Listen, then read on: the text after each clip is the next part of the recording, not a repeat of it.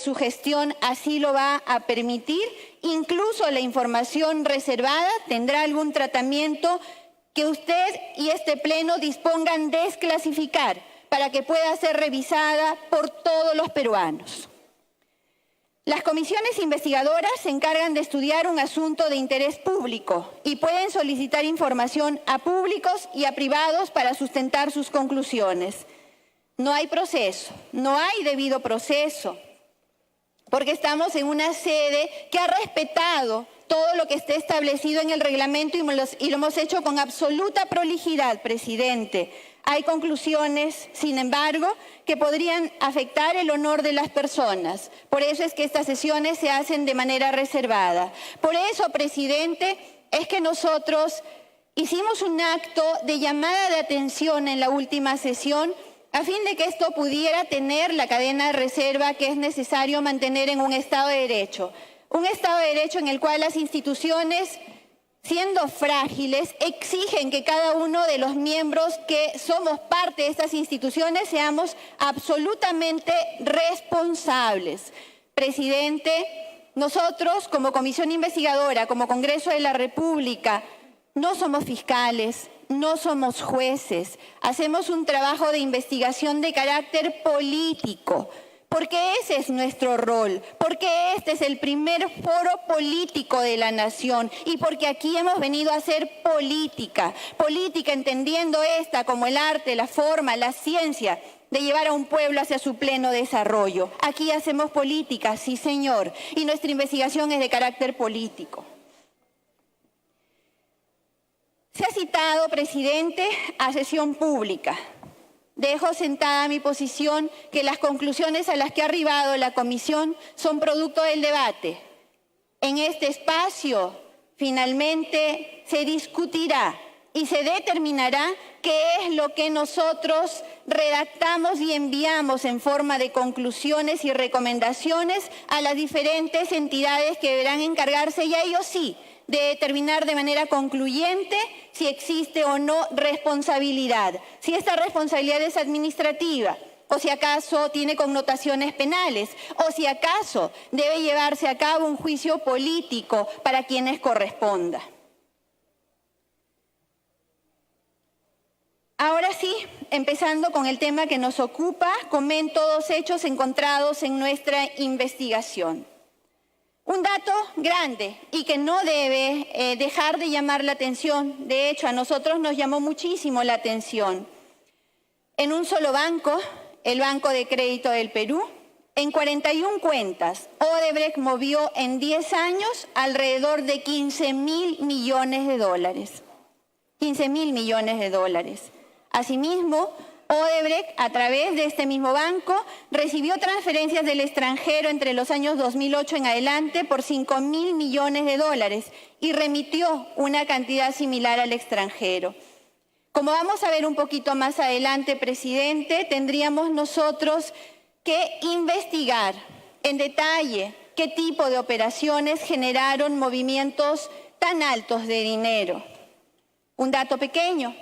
En el proyecto Olmos, gracias a la asesoría de la empresa del señor expresidente de la República, Pedro Pablo Kuczynski, que no estaba registrada para prestar servicios de estructuración financiera, Odebrecht decidió emitir bonos para conseguir dinero y pagar la ejecución de las obras. Los bonos eran de fácil colocación, gracias a que los ingresos de Odebrecht fueron garantizados por el Estado peruano por 400 millones de dólares. Asimismo, el Estado, pese a tratarse de una concesión, le entregó a Odebrecht 77 millones de dólares para hacer el túnel. El Estado peruano se prestó dinero de la Corporación Andina de Fomento, pagando un interés del 10% al año. Repito, prestó dinero de la Corporación Andina de Fomento, pagando un interés de 10% al año.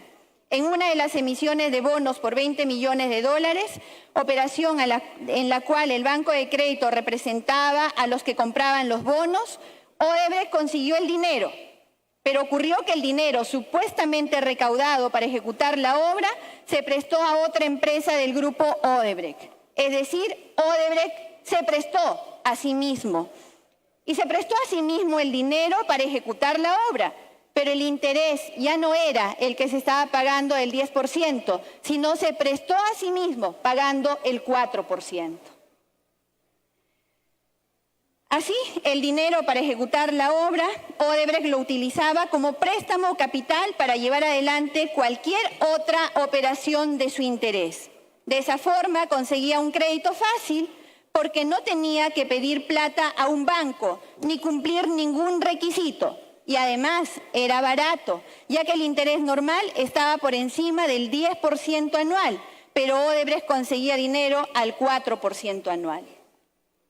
Estos datos se llegan a conocer, presidente, porque hay una comisión investigadora del Congreso, una comisión que pide información con la finalidad de llegar a conocer la verdad y para explicarle a sus representados qué es lo que ha pasado y qué medidas se deben adoptar para que no vuelva a ocurrir un hecho irregular. Hay quienes podrían decir que no necesitan del Estado ni de los políticos para vivir, porque día a día trabajan. Ni siquiera para vivir, presidente, día a día trabajan para sobrevivir. Yo les digo, presidente, que estoy de acuerdo con trabajar día a día muy duro. Así ocurre con la mayoría en nuestro país, así ocurre con millones de peruanos. Pero es mejor que aprendamos de nuestras propias experiencias y de las ajenas, que nos enseñan que se puede dejar el manejo de la cosa pública a los políticos sin preguntarnos qué y cómo se administra el dinero de todos los peruanos. ¿Podríamos hacer eso, presidente? ¿El pueblo peruano realmente puede comprender que podemos dejar que hayan unos cuantos que manejen todo el dinero del Estado sin ningún control? Cero control, que nadie diga nada, que nadie pregunte, que nadie pida información y que si del manejo de eso se advierte alguna irregularidad, nadie debe preguntar. Solo hace pocos años, miles de peruanos que luego sumaron millones dejaron el territorio patrio porque había mal manejo en la cosa pública y el país estuvo en crisis. Actualmente, cientos de miles de venezolanos dejan su país, sus familias, sus trabajos, porque el manejo irresponsable y autoritario del poder ha llevado a su país al límite. Que eso no ocurra en nuestro país, que eso no vuelva a repetirse, que una crisis como las que ya hemos vivido, presidente, nunca más tengan siquiera posibilidad de repetirse en nuestro país. Que nuestros gobernantes aprendan la lección propia y aprendan la lección ajena y que nosotros como políticos seamos responsables en el deber que el pueblo peruano en elecciones nos ha conferido poder para representarlos y regular.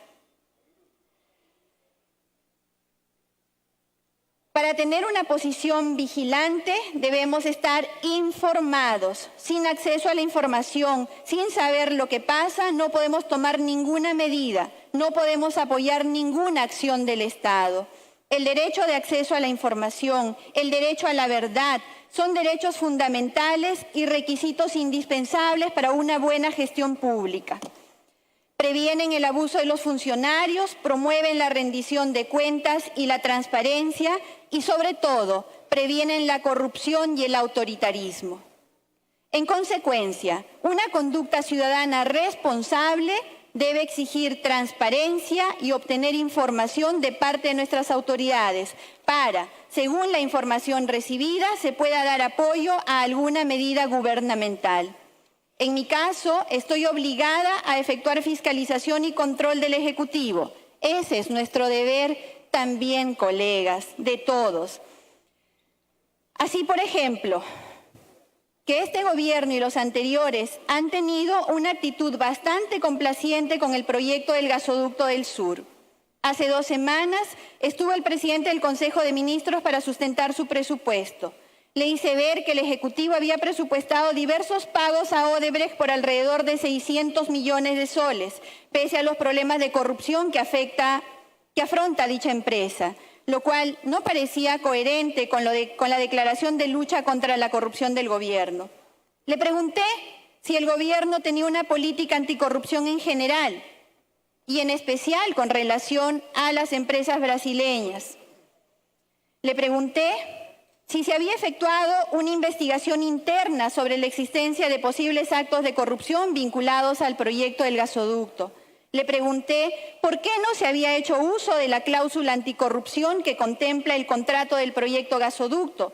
O quizás le pregunté si estaban convencidos de que ese proyecto no estuvo manchado por corrupción.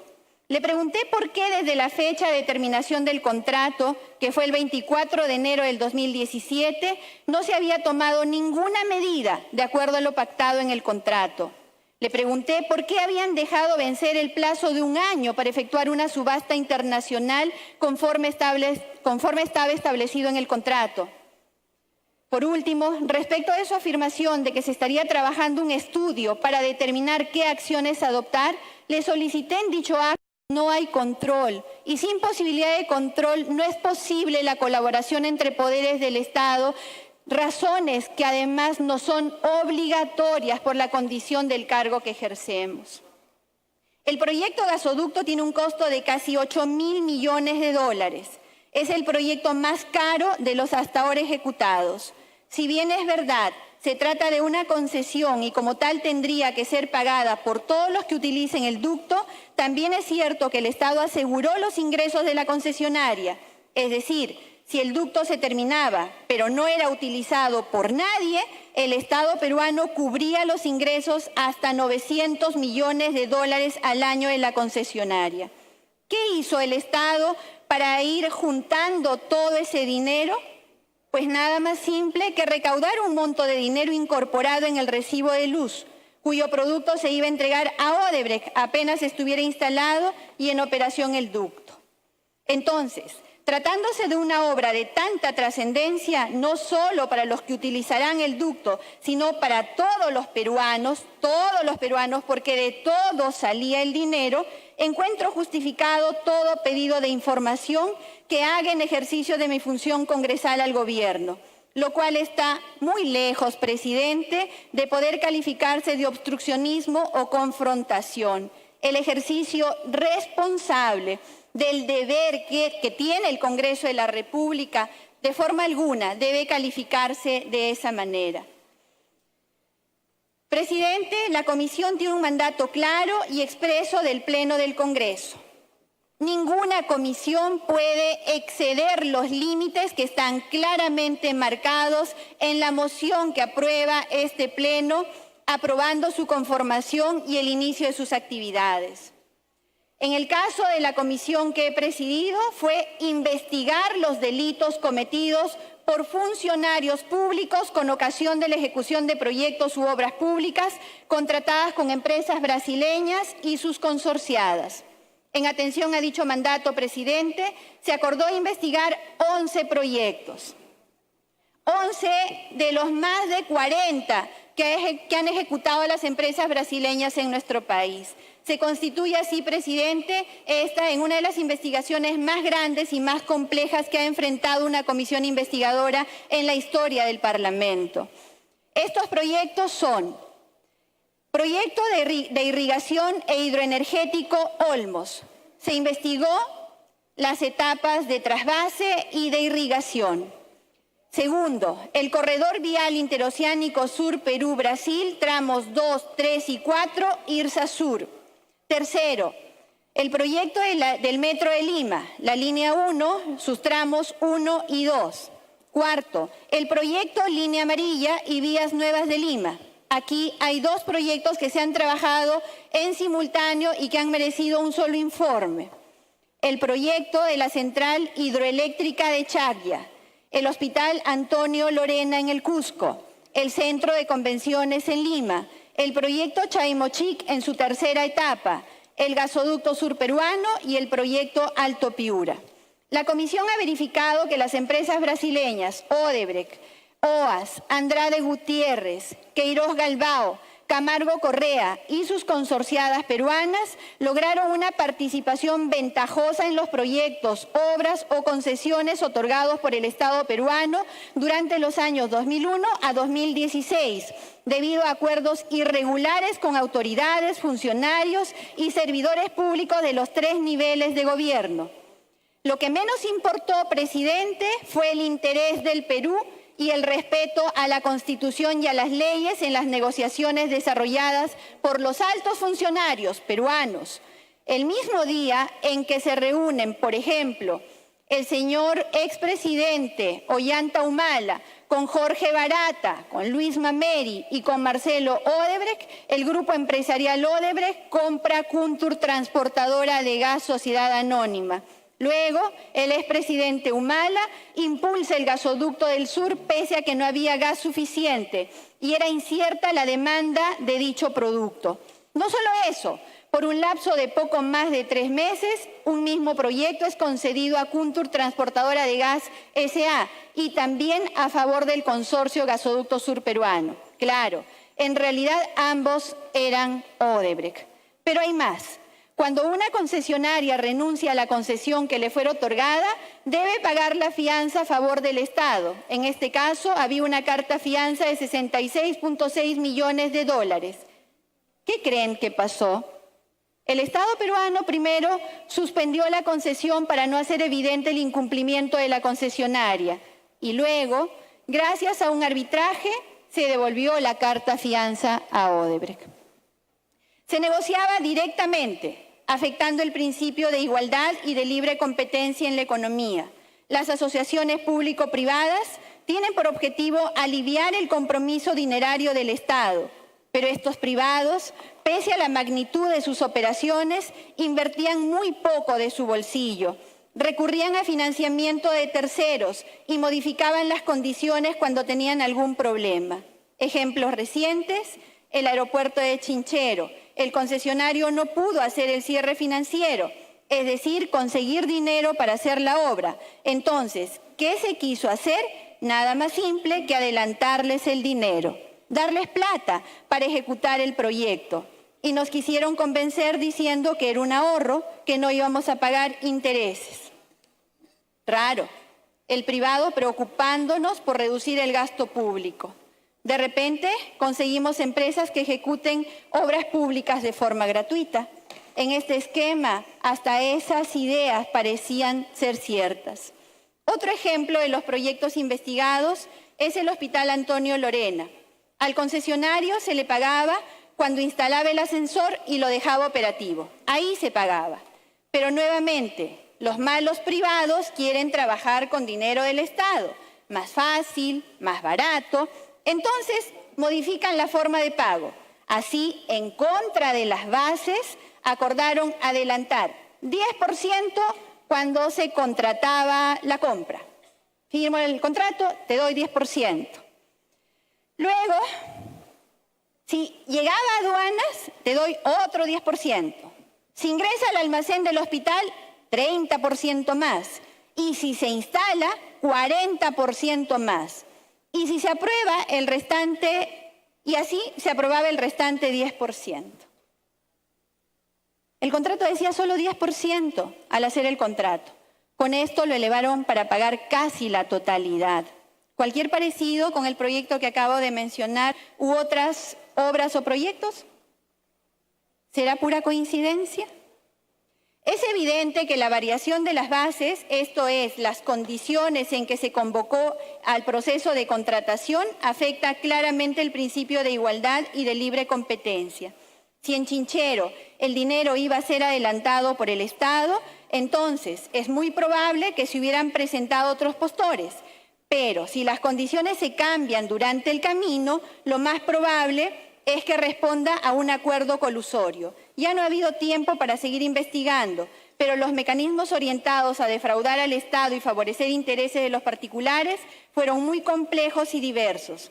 El apoyo profesional de diversas ramas y especialidades fue muy importante, quedará como un tema pendiente. El conjunto de los proyectos representaba alrededor de 15.000 millones de dólares, los cuales serían pagados por el Estado o por los consumidores.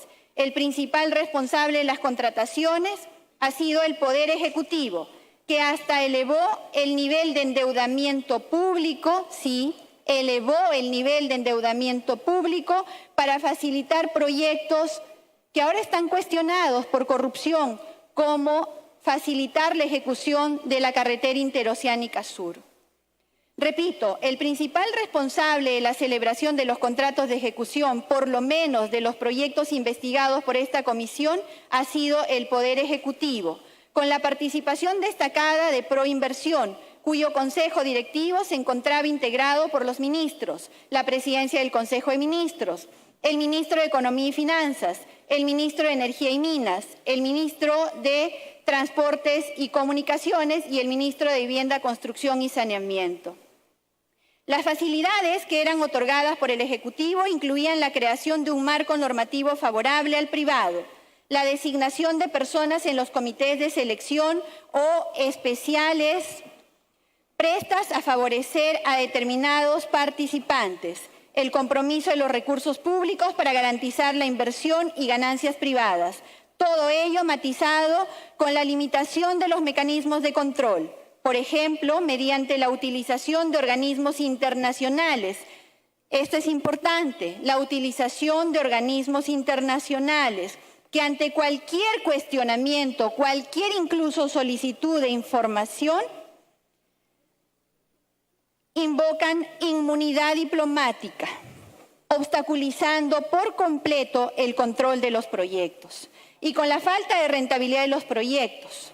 Por ello, podemos afirmar que los proyectos se llevaron a cabo para mover o utilizar ilegalmente recursos económicos del Estado a favor de las empresas brasileñas, a sus consorciadas, a funcionarios y a particulares, mas no para favorecer a la población.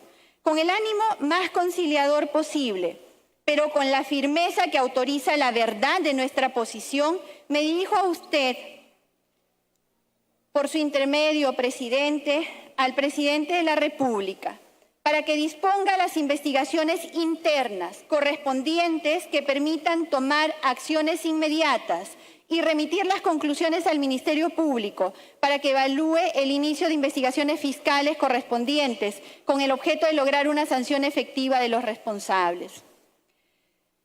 Con relación al rol de las comisiones investigadoras y del Ministerio Público, presidente, debo precisar. Mucho se ha escrito y se ha debatido con respecto al rol del Congreso. El Congreso no persigue el delito. Al Ministerio Público le corresponde perseguir el delito y en ese sentido tienen la obligación de investigar a las personas respecto de las cuales existen indicios de la comisión de delito. Las comisiones investigadoras tienen por finalidad principal hacer control del ejercicio del poder, esto es, hacer control político, y su principal hallazgo es encontrar responsabilidad constitucional en el ejercicio del poder. Sin embargo, durante la investigación de un asunto de interés público, se identifican a las personas que han intervenido y se piden informaciones bancarias, tributarias y de cualquier otro tipo respecto de dichas personas. Recibida la información, si se halla algún indicio de responsabilidad de carácter penal, se remite todo lo actuado al Ministerio Público para que evalúe la información y decida si investiga a las personas sobre las cuales se informa. Los enemigos de la verdad pretenden confundir a la opinión pública sobre el trabajo de esta comisión. Debo decir de forma clara que la presidenta del partido político Fuerza Popular, la señora Keiko Fujimori, no es parte de la presente investigación porque no ha participado en ninguno de los proyectos investigados. Como se ha indicado, son 11 proyectos los que esta comisión ha investigado y en ninguno de ellos, presidente, mientras han sido investigados, ha aparecido la persona de Keiko Fujimori. Si hubiera aparecido, presidente, habría recibido el mismo trato que los demás investigados.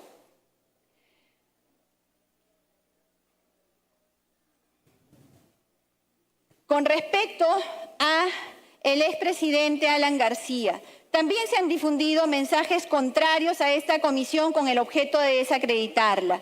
Cabe hacer algunas precisiones. Las comisiones investigadoras se crean para investigar un asunto de interés público. No pueden crearse para investigar personas. En ese sentido, quiero señalar que al investigar el proyecto Metro de Lima se ha considerado la participación del expresidente Alan García. Por tal motivo, de la misma manera que en otros casos, se pidió el levantamiento de su secreto bancario, de su reserva bursátil. Así también se ha pedido información diversa sobre registro de bienes en general, de su movimiento migratorio, de las reuniones que haya desarrollado. De más está decir que todos los integrantes de la comisión han tenido permanente acceso a la información que ha recibido la comisión. En el informe se ha descrito la participación del expresidente Alan García y la responsabilidad que le podría corresponder. En la sesión en la cual él participó, todos los congresistas, miembros o no de la comisión, tuvieron la oportunidad de acudir y de hacer preguntas. Fue una sesión que tomó cerca de 10 horas, presidente, y en esa oportunidad habría sido muy bueno los que ahora critican que se hubieran acercado para que puedan hacer todas las preguntas que ahora pretenden sean respondidas. Las comisiones investigadoras efectúan pedidos, reciben y procesan la información que se remite. Dependen de la colaboración de las entidades públicas y privadas. Sin embargo, el insumo que ha logrado reunir esta comisión es muy importante. Se encuentra ordenado y digitalizado, por lo que ofrece una inigualable oportunidad para ampliar la investigación y llegar hasta las últimas consecuencias. Pese a los compromisos internacionales del Perú, las instituciones peruanas no han logrado un nivel aceptable de cooperación entre ellas. Es hora de dejar de lado los apetitos personales, que se consiga trabajar en forma conjunta por el bienestar de todos los peruanos. Presidente, nos habría gustado tener más apoyo por parte del Ministerio Público, por ejemplo, para poder complementar una investigación parlamentaria con los datos que ellos tienen. En el desarrollo, presidente, explicaré cuáles han sido las mayores dificultades que hemos tenido. Era necesario, presidente, hacer estas precisiones antes de desarrollar los proyectos o líneas de investigación, solicitándoles aprueben las recomendaciones que los integrantes de la comisión les proponemos.